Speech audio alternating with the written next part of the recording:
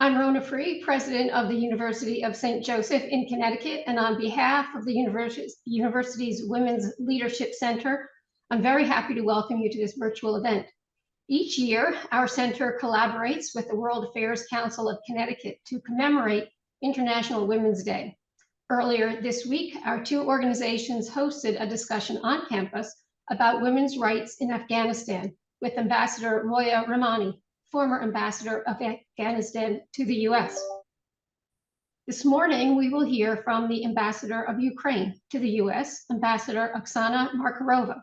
Ambassador Markarova was appointed to her position on April 20th, 2021, less than a year before the beginning of Russia's invasion of Ukraine. Hosting today's discussion is Megan Torrey, the Chief Executive Officer of the World Affairs Council of Connecticut. I want to thank Megan for her ongoing partnership with the University of St. Joseph Women's Leadership Center in these annual commemorations of International Women's Day.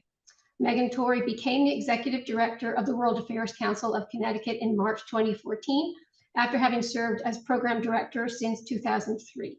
Before joining the World Affairs Council, she worked with UNESCO's International Year for the Culture of Peace at the headquarters in Paris and at the United Nations International Training Research Institute for the Advancement of Women. Last year, Ms. Torrey was appointed State of Connecticut Community Ambassador to the United States Navy.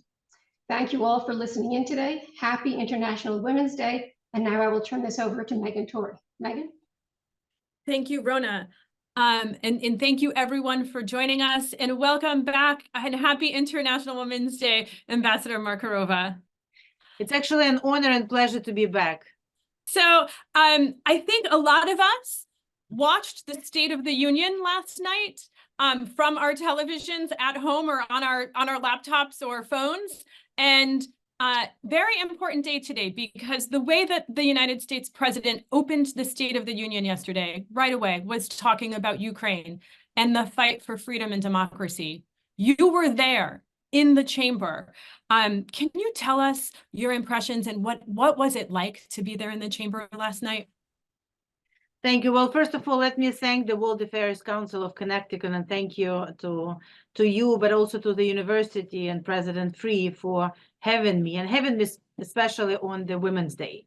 I mean, we women know that every day should be Women's Day and every month should be Women's Month, but it's good to have a day when we actually can loud and clear again remind everyone, but especially ourselves, that we have to fight for our rights, as we have to fight for democracy, as we have to fight for peace, even when it seems that everything is fine, because it's the constant work on this that actually makes us keep those rights, rather than just waiting when actually the right is taken from you and then you notice. It was actually very special to be there. It's my third State of the Union that I was present at, and each of them, the first one was 6 days after Russia reinvaded us in 2022, then last year and this one. And I think it was actually great, and I think sobering for many people to hear how President Biden started his speech. And again, there is so many issues, of course, on the agenda, and there are so many local issues, which then, of course, he discussed and touched upon all of them. But he started with this, and he started with comparison to the previous one of the previous great president's speech in 1941, and something that we have been saying to American audience all the time, that this is bigger than Ukraine, that dictators, when they are not stopped, when they start their neo-imperialistic, neo-colonial wars, then that it spreads, so we have to stop it now. And I think President Biden has been very clear in his message about Ukraine. It's bigger than Ukraine. We have to stop it. Ukrainians can do it. We have shown during these 2 difficult years how we actually can and capable of doing it, only if we have additional support, weapons and other support from our friends and allies. And now it's time to double down, not to stop. During 2 years, everything we did and everything our partners helped us with really worked. I mean, if you look at the map, you look at the size of Ukraine, size of Russia, it's some people would say a miracle that we didn't fall and that we were able to liberate 50%, that we were able to do what we were able to do. And it is, but the job is not done. Ukrainians are still dying every day. Ukrainians have been tortured every day, and the international law remains to be breached every day, and genocide has been. So it was, of course, it was good for me, but I know that other ambassadors who I sat with shared the same perspective, that it was a very important message at the beginning, because we have to restore the peace first. And then, of course, we can go back to everything else that all of us want to do, like restore economic ties, work together, cooperate together, address so many real challenges that we have, in addition to this horrible, absolutely unprovoked and unnecessary aggression by a brutal neighbor. Absolutely. So since you were here last, a lot has happened in Ukraine. Why don't we just sort of baseline where we are right now today? Yes, so this year has been really a difficult year. Last time in March when we were discussing it, it was a great time when we were on a liberating path.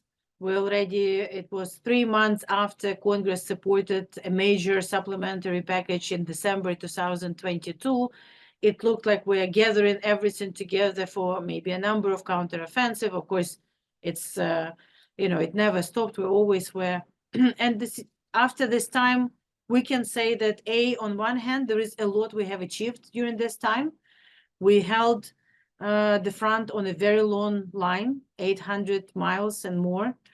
It's a very much active front line, artillery duels and everything else. We were able to liberate some of the territories in the east, but also in the south. After we have liberated, again, 50% of what Russians have taken in Kherson. This year also marked enormous gains in the Black Sea. Remember, at this time last year, we were so happy that UN, together with Turkey, were able to broker this grain deal, which was not particularly fair. Russians were dragging their feet. They were not allowing, but at least we could send some food to more than 40 countries, which really were, at some of them, had the risk of having food shortages because Russia blocked completely everything in the Black Sea. Then last summer, Russia decided to pull out from that deal and decided, that they will not be continuing it. And yet now already we have exported more than 28 million tons of not only grain, but other goods, because Ukrainian Navy, Ukrainian Special Forces and defenders were able actually to turn the domination of Russians in the Black Sea. And with our new naval drones, the capability that Ukraine produced, we were able to destroy not only 1/3, destroy or damage 1/3 of Russian Black Sea fleet, but actually establish our own corridor, Ukrainian corridors. So there is a lot of successes this year, but then again, we always have to remember that it also comes at a very high price. And just recently, President Zelensky unclassified the number of brave defenders that we have lost, 31,000. The best of us, women and men who went to defend the country on the front line. And it's only our defenders, and each of them is one too many.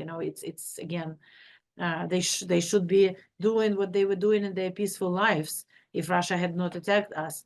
But also civilian horrible war crimes that Russia commits every day. And just last weekend, all of them are bad, but some kind of get under your skin more than others. And in Odessa, that hit by Shahid drone sent from Crimea to the residential building, and 12 lives lost, including 5 children. 3 of children died, and we uncovered them under the rubble in the hands of their mothers, the mothers hugging them. It just, such an unbelievable inhumanity and cruelty, even to someone who, for some reason, they called an enemy.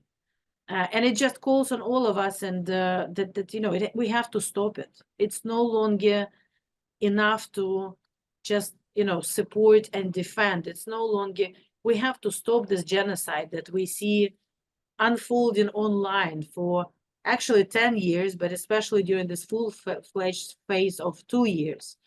So it kind of, you know, the year was lots of gains. We were able to pass through the winter without Russians. They tried, but they were not able to again put us into the blackout. We liberated more, we liberated Black Sea, but then again we suffered so many tragic losses and atrocities. And let's not forget about people who remain under occupation. You know, millions of Ukrainians in Crimea, in Donetsk, in Lugansk, in Zaporizhia, and other oblasts, who every day live either being killed, tortured, raped, or in fear of being killed, tortured, raped, and who dream about the time when they will be liberated.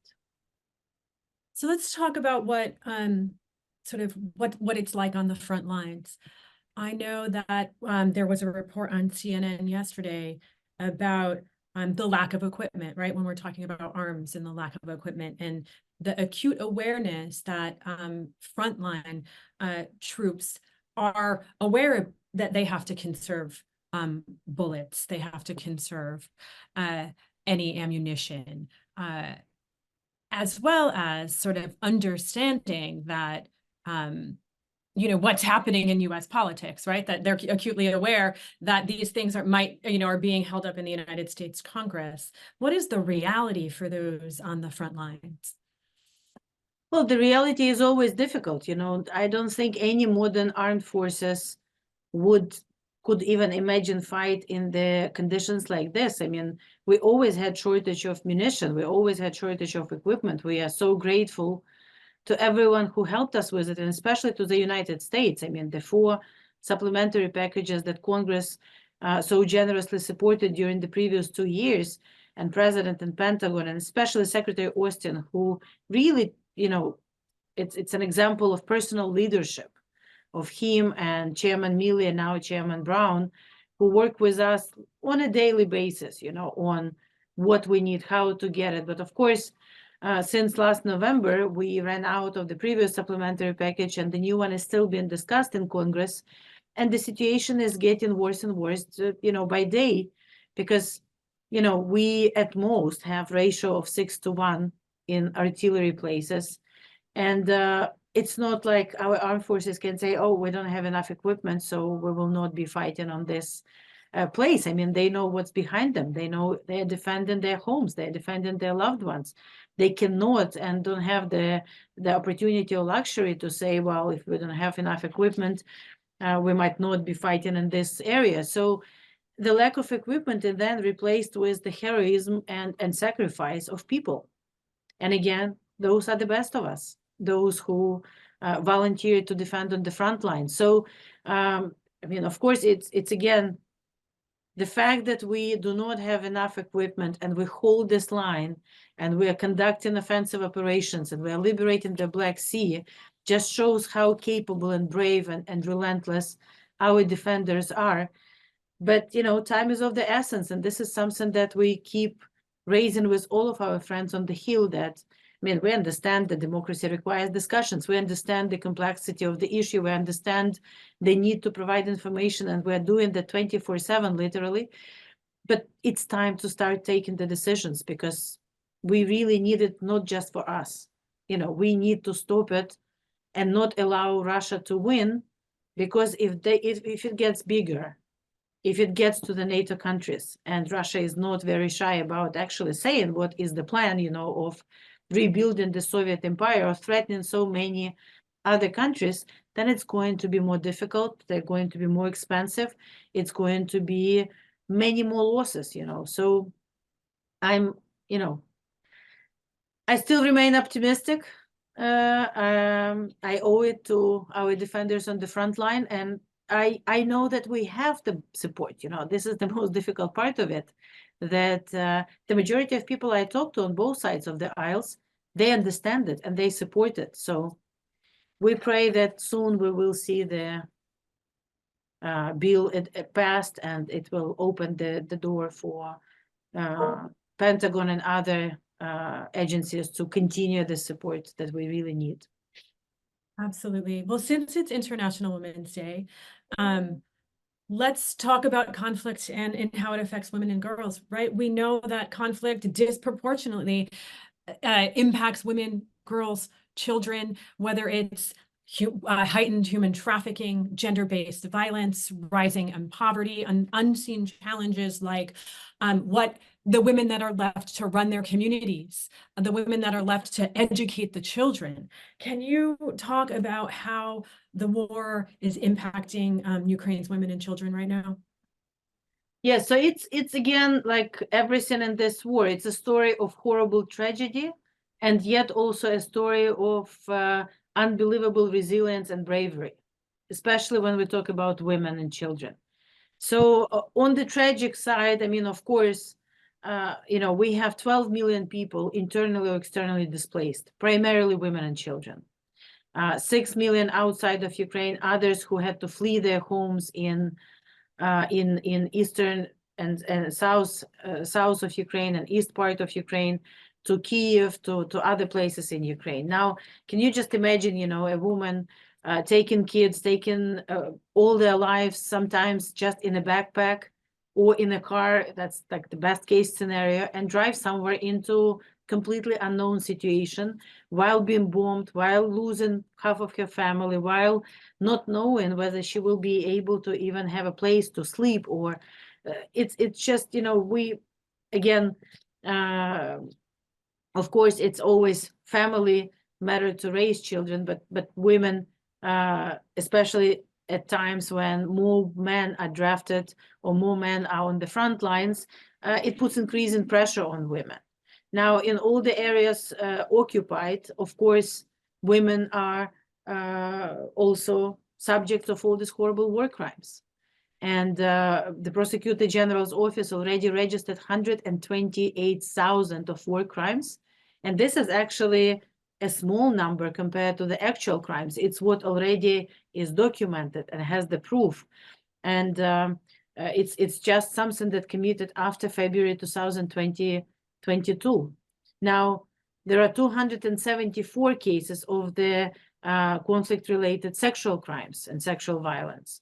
And this is, we especially see that on the rise, used as a weapon of war by Russian forces, and not just by some rogue unit here and there, but actually as a systemic issue of where women, girls, but also men and boys being subjected to that. Now, you understand that this is also a crime which usually is very underreported, because it's a traumatic experience for people even to open up and say something about it.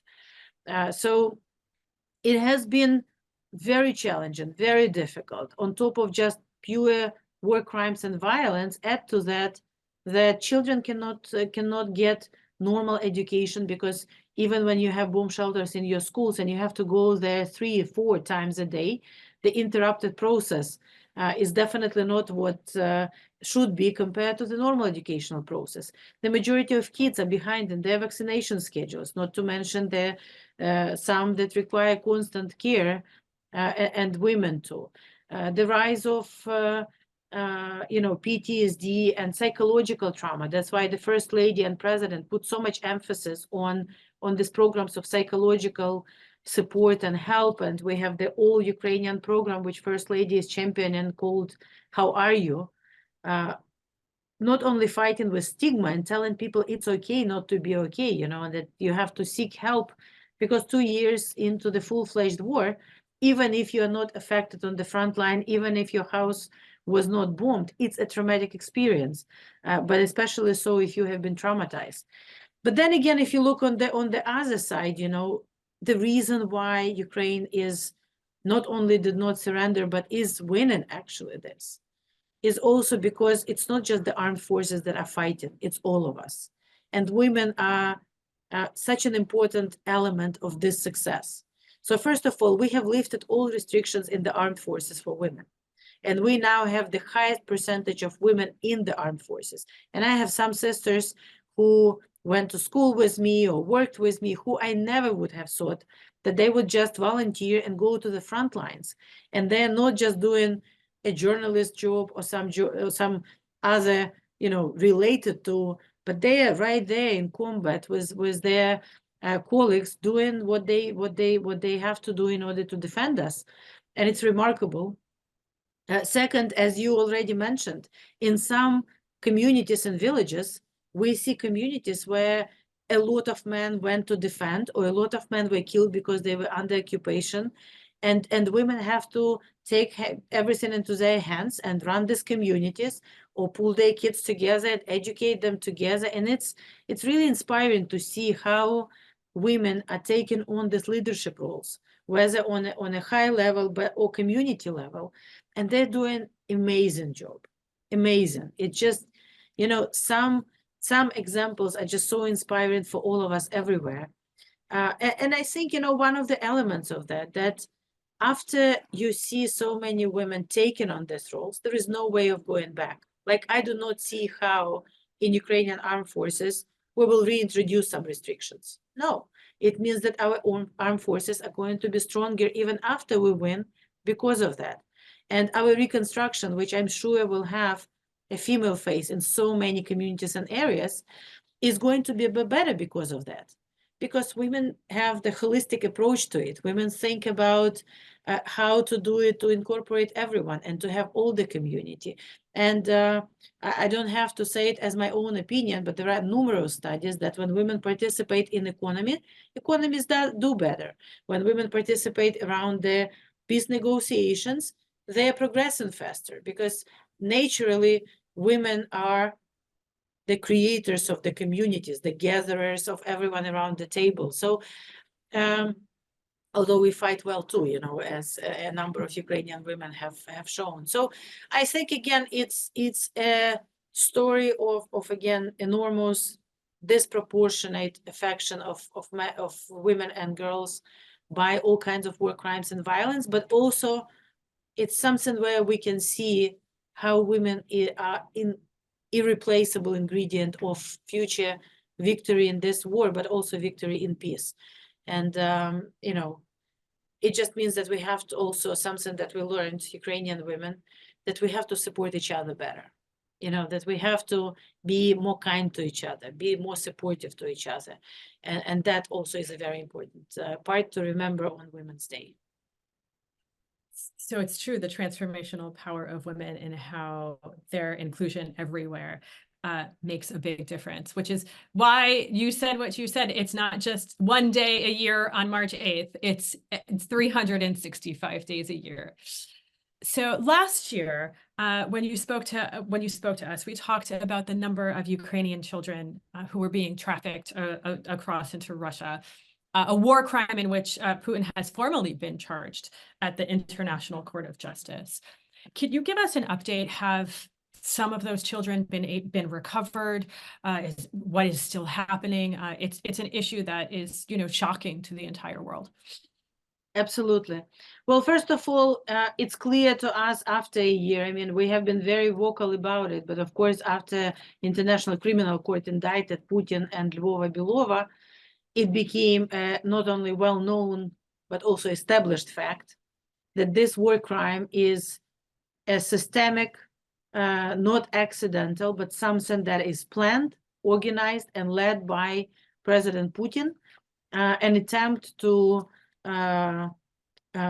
specifically attack on our children. Now, we have about 20,000 registered cases that we know. That's what General Prosecutor has registered officially. Russians themselves brag about 700,000.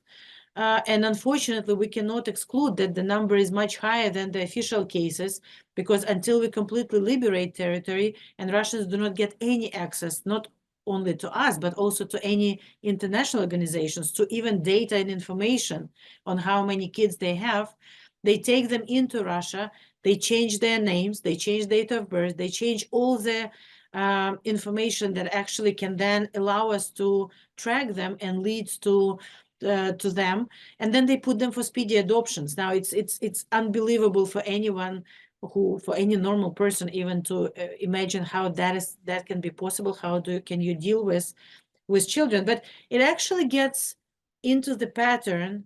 It's a part of the pattern of what Russians do to us. And yesterday, Prosecutor General Kostin, who's actually in Washington, D.C. right now, he was speaking at one of the roundtables, and he said, look, you know, we are persecuting, one of the big cases that we have is the crime of genocide. And when you talk about genocide, actually this is a very important portion of it. So Russians kill us now physically by this reinvasion and aggression. This is destroying Ukrainians now. They also attack our heritage. You know, they attack museums and universities and cultural objects. This is actually erasing and attacking our past. And they attack, you know, our children, our future, trying to either kill them or steal them, indoctrinate them, put them into this re-education camp, as they call them, or put them into speedy adoptions if they're young enough. And that's kind of, you know, if that goes on for a number of years, then it actually really making it very difficult for these kids even to remember who they are, especially if they are very young. So this is a horrible crime. And while we are talking about tens or hundreds of thousands of being kidnapped, we returned 388. And this is the number that, again, President personally keeps track on, personally always talks about. And every time we return a kid, the last 3 were returned with the help of Qatari government. We are very grateful to them. And we work with and will work with any organization or country that would be willing and able to help us with. But think about it, tens or hundreds of thousands and 388. It will take us dozens of years to return children at that rate, and we don't have those years. These children do not have those years. So this is a very, very difficult challenge for all of us, because frankly, after the World War II, this is the first instance after Nazis were doing it to kids that we have such an organized, well orchestrated from the top of the leadership of the country effort to do that. And I'm, for some reason, I mean, I know there are so many crimes Putin and his clique committed in Ukraine, from the crime of aggression, which is the mother of the crime, to all the crimes on the battlefield, to this. But I think it will be especially meaningful if he will be indicted and will spend time in prison for this specific crime. So 388 seems like a small number in size, and it makes every single bit of difference to those parents that got those children back. But the immense sort of sense of loss for everybody else, right, is really just startling. Let's talk a little bit about some more of the costs of war. What are some of the other incurred costs of war that's happening in Ukraine? This is always a very, on the one, needed but difficult issue to talk to. I don't know if you saw the film called Wars, you know, 2021, very good biographical movie, American movie, based on the story of a lawyer who handled the September 11 Victim Compensation Fund. And, you know, there is, you can calculate the actual damage. And I'll talk about it. You know, you can calculate the destruction. You can calculate, you know, the artifacts that we have lost, or the museums that have been destructed, or the cities that have been leveled, like Avdiivka. But how do you calculate the worth of a human life? Like each of those 31,000 defenders that we've lost, all of them, each of them is a universe that is lost, or children, or everyone else. But if we talk about the physical items, the World Bank is doing together with us we call it the Rapid Damage Assessment Report, which was just updated 2 weeks ago. And the amount of just pure physical damages is already at the level of $486 billion US. It doesn't take into account the losses from the dam destruction, which actually created an environmental catastrophe and the damages to the environment, which is going to be assessed. It doesn't take into account the lost opportunities for all those businesses that have been destroyed by Putin. It doesn't take into account the value of, not the physical value of the church, but the historical and cultural value. So not to mention, you know, all these war crimes that I mentioned, not to mention the losses of lives, not to mention the trauma and everything else. So the damage is huge, and the cost of this war is huge to us.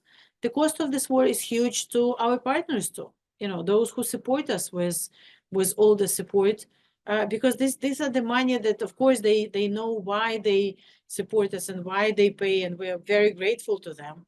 But it's also something that they could have been spending on increasing the welfare of their children, of their citizens, on making their countries more prosperous. And because of this horrible aggression, we all together have to invest into something to deter and fight and defend from this brutal aggression. So huge costs.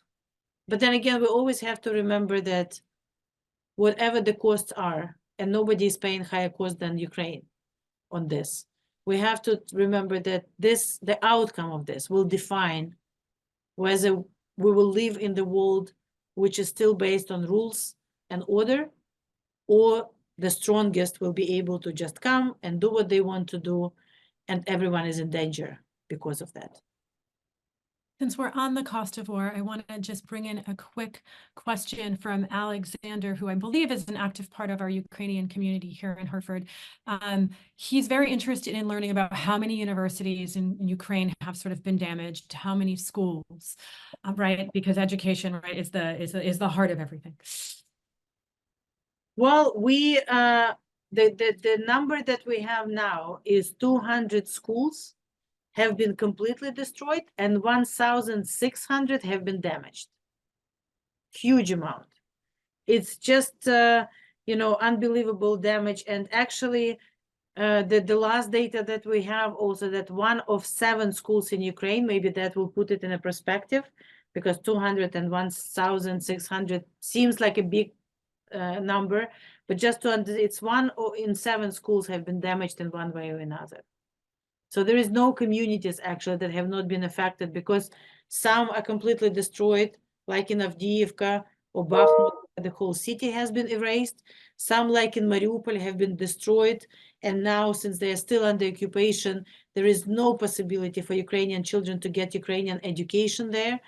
And some, like in Kyiv or Lviv or Azov or Odessa, where they're under constant threat from Shahid drones or missiles, whether Russian or North Korean, or these Iranian drones, and it can come to your school and not only endanger children there, but also destroy the schools and damage them. So huge losses to, and also if we talk about universities, some universities that have been damaged, like in Kharkiv, for example, they are more than 200 years old. Even during the World War II, they were not destroyed by Nazi Germany, and they are now destroyed by Russians. So I want to encourage the audience to keep putting your questions in the Q&A, and we'll go back a little bit to International Women's Day. So we have a question from David. What are some of the unique challenges women in Ukraine are experiencing on a day-to-day basis in the midst of ongoing conflict? And maybe there's things that we're not aware of. Well, it's everything, frankly. How do you plan your day during the war? You hear air raids. Do you send your kids to school or not today? Will you have a blackout or not? Will Shahid drone will come into your house or not? Can you go and do something? If can you get safely to work or not? And it's just, we have to understand that even though we are very resilient and businesses keep running and people keep doing, people who visit Kyiv are surprised how alive the city is. But then you hear the sirens from time to time, and then you see people, and then you see people who lost their limbs, and we have so many of that. So it just, everything that we do and all the challenges that you have without war, it's multiplied by 10 because, or 100 in some cases, because there is, you live in a full-fledged war. So it's, you cannot plan your day the way we used to do before February 22nd, because you never know what the next day will bring to you, and you always have to be ready, and you have to teach your children something that you never thought you will have to teach, especially people who are on the border with the active front line. You have to teach your children to differentiate even the little ones, between the insignia of your own defenders and the foreign military that is hostile military. You have to tell them how to get home safely if you cannot accompany them. If something like it's even difficult to compare, but it's just enormous challenges every day until just peace will come back to Ukraine. So we'll talk about the possibility of peace in a second, but just to expand, I want to ask you about the role and the impact of U.S. assistance in the continued defense of Ukraine. The role of the U.S. as leader of the free world and as #1 strategic partner that has supported us during these 2 years has been very important. I mean, I cannot even say how important it is. Since February 22nd, we actually started working on deterring Russia even before February 22nd.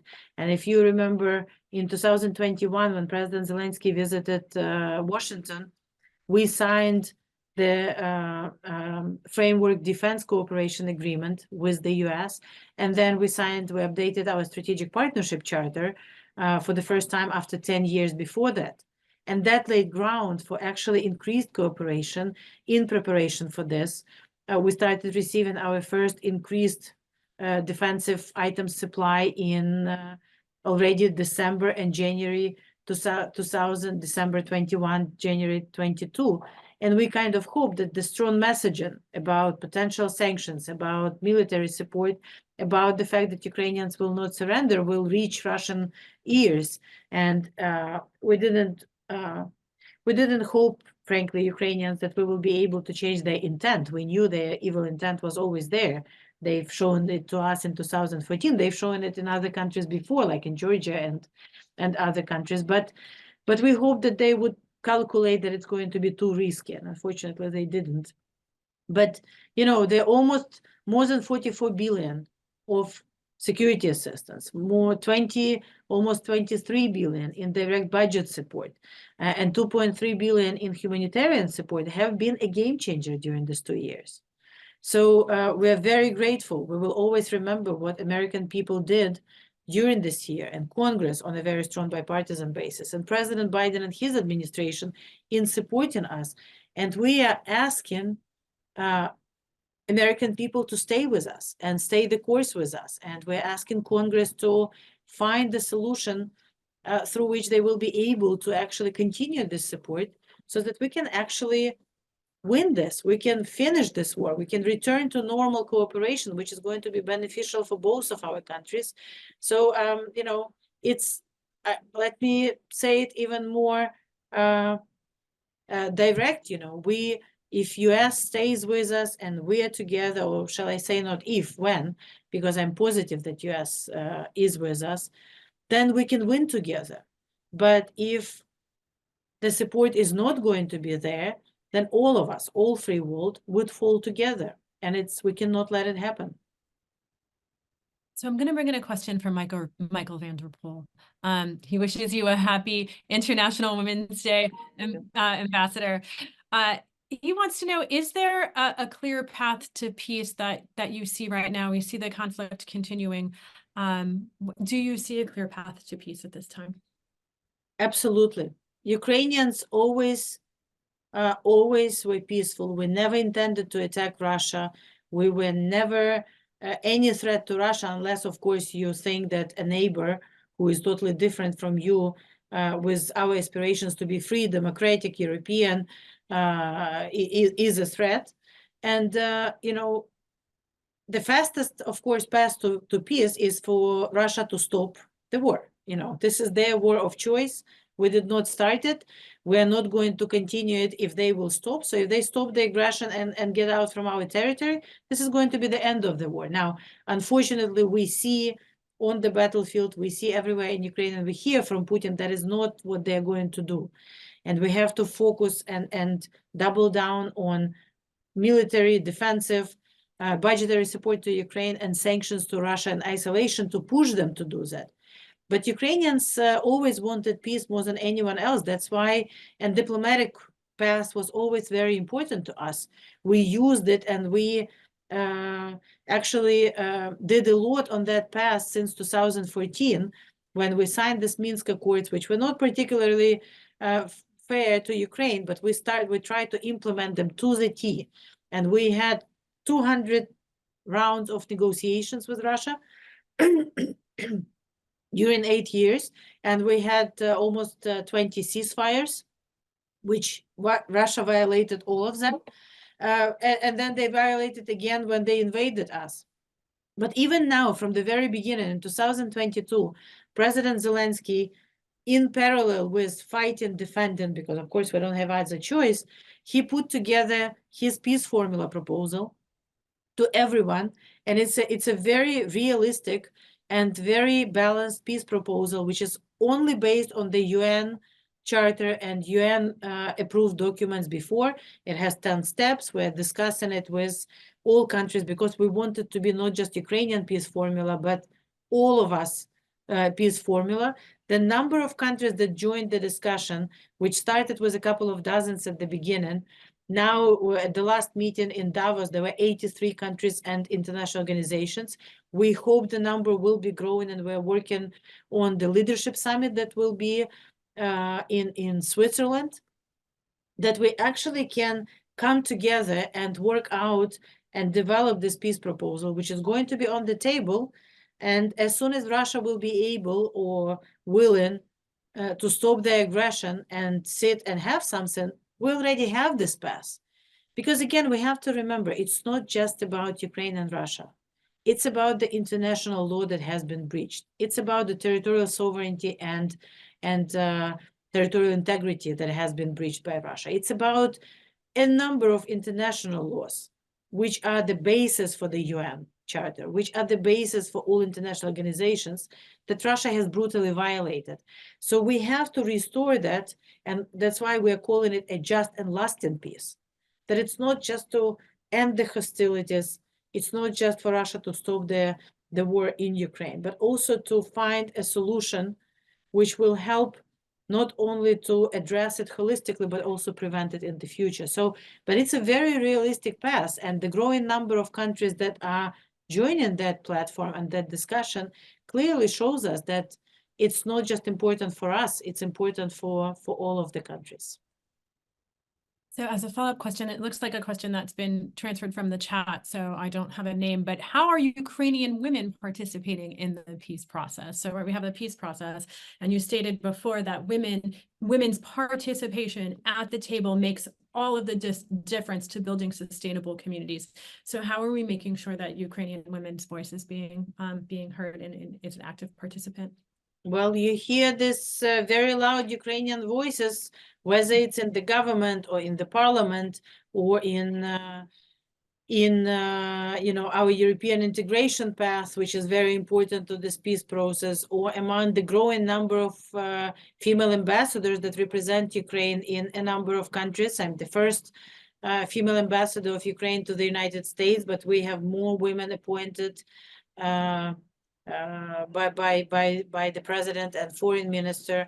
It's also in all this, because again, if you look at the peace formula, there is a lot there about energy and nuclear security and environment, and in all of those, or reconstruction or registry, international registry, and in all of those, we see men and women participating.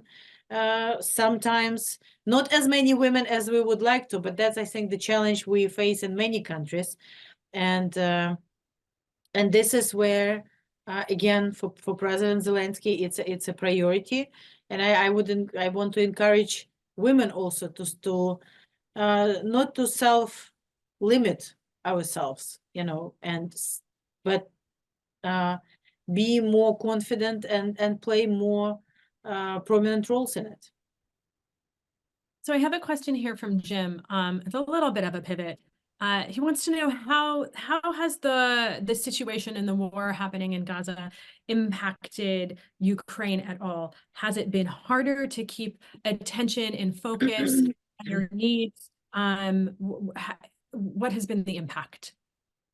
Well, first of all, of course, when Hamas attack happened in October, all the headlines, all the new media immediately redirected the main focus on that. I mean, and it's, again, it's unfortunately understandable, even though for us it was a bit painful because the war still is ongoing. Second, I think there is better understanding of it now, but something that we were kind of trying to remind everyone is that it's actually not an isolated and unrelated events to each other. It's Russia and Iran and North Korea and Hamas that actively visits Moscow, and Moscow talks to them, working together. And there is this new axis of evil that is forming. Now, of course, there is horrible humanitarian tragedy in Gaza, and with people and enormous loss of life. But I think, it's, again, it's just a wake-up call for all of us, and we do see Russia involvement in all of these conflicts, and they will try to, if not organize them, but also participate in them in order to divert attention, in order to advance their evil agenda. And we just have to stay closer together and be more sensitive to each other and actually do more together in order to stop conflicts and wars everywhere. So, it's a very difficult, of course, situation, and we truly hope that the war there stops as soon as possible and hostages return. And it's, as the country that goes through the horrors of war, we understand how horrible and difficult it is. So I have a very specific question from somebody who wants to know if there has, what's the situation on the Ukrainian-Poland border? Have trucks been able to get in and out with more free movement? Was a difficulty. I mean, of course, I'm our ambassador to the US, so I do not know the up-to-date information every day. I mean, unless it's something that I have to discuss here with our colleagues and with American colleagues. But I really hope that we will resolve this, because, again, Poland has been such a strong ally and opened their arms and houses and hearts for Ukrainians at the beginning of this. And they understand how important it is, and they understand how hostile Russians are to them, and that if, God forbid, we fall there, they are next. So we are very grateful to Poland for all the support. At the same time, we understand there is local internal politics, and we really hope that those problems and issues could be resolved without creating this, blockages at the border, which then Russia, of course, uses and trying to also, like with all other conflict situations, to increase, because this is our lifeline. And Ukraine has always been compliant with all the rules with regard to agricultural products, but also others. But these roads, in times when the air is closed above Ukraine, where for all of our export imports, for the people travel, for being able to stay connected with the rest of Europe, especially since we are a candidate country to the European Union, we just hope that whatever challenges and difficulties and discussion points are there, they could be discussed as between good neighbors, but not to create this real difficulties for each other. So as you can imagine, and I know you get quite often, especially when you speak to World Affairs Councils, is a lot of people want to know how they can help. And I'm going to break this up into two parts. So Sasha, who is from Ukraine, wants to know how she, as a Ukrainian woman, can help those still residing in Ukraine. Well, first of all, if we're talking, every support and every help is very much appreciated. And I want to thank everyone who has been doing it, whether it's supporting Ukrainians here in the US, or supporting Ukrainians back home, or supporting any charities that you trust, or supporting just people who you're in contact with through, advice and just words of support, or putting your flag outside of your house here, or especially now, if I may ask, writing to your congressman and your senator and telling them that you as Americans still support Ukraine. You support us, you want to support us. Because again, people who do not support, I truly believe, and the polls show, they are in minority, but they're very vocal. So we need the people who actually support us, very hardworking people who are doing a lot of stuff, but then not saying every day, oh, I did this, I support Ukraine. You know, please do that. It's very important for, as we live both in a democratic countries, it's very important for the elected officials to hear this from people. And this is very, very, very important. But if you would like to support someone in either healthcare or education and you don't know how, please take a look at the embassy website. You can also support through United 24, which is a platform that was created by President Zelensky, and the support you put there is for very specific projects, go directly to either defense, or if you cannot support defense, to healthcare or to cultural or to humanitarian, and you will get the full report on what you are supported. So whatever you do is really greatly appreciated. And also for Ukrainians here, talk to your neighbors. Tell them about your stories. Tell them about stories of the people who you know, whether it's just on the streets or in supermarkets or in the churches that you go to or in university. It's very important. And I think I'm yet to find an American who knows and hears the story and says, and I don't support it. I think where we have lack of support is where we did not communicate enough. And of course, it's a major task. America is a great country, big country. So if you know and have information and you can share it with people you talk to, please do so. That also is a big help. So to follow up on that, so let's talk about what it's going to require to rebuild Ukraine after the war. It's a question from Jonah. How will those costs change depending on how the war concludes? So what's it going to take, and what are the factors that are going to contribute to that? First, we have to understand that the rebuilding is happening now already. So it's not something we plan after war ends, but actually it's in the works already, and we have the whole infrastructure on reconstruction, and we created the coordinating platform with G7 countries, but plus, you know, and IFIs, and there are monthly meetings on this, and we have special representative Penny Pritzker, who President Biden appointed to lead this effort, not only to coordinate with us, but coordinate here within different agencies and coordinate with business to attract business. So why it is important? So right now the task is we prepare the strategic plan on how we will rebuild in the future when, of course, the war is won. That means not only to prepare, you know, what we are going to be rebuilding and when, but also the principles and values on which we base this reconstruction, the infrastructure that needs to be there for the decision-making and coordination. It also means that we have to think strategically, because President Zelensky is very clear, and Prime Minister Shmyhal, that we don't want to just rebuild what we used to have before. We want to leapfrog and use whatever is the most innovative, modern technologies that we have, whether it's in agriculture or energy or healthcare or education, so, and also defense sector, so that we can actually build something inspiring and attract compliant investors from many countries, because we also understand that unless, of course, we need to confiscate Russian sovereign money to be able to fund it.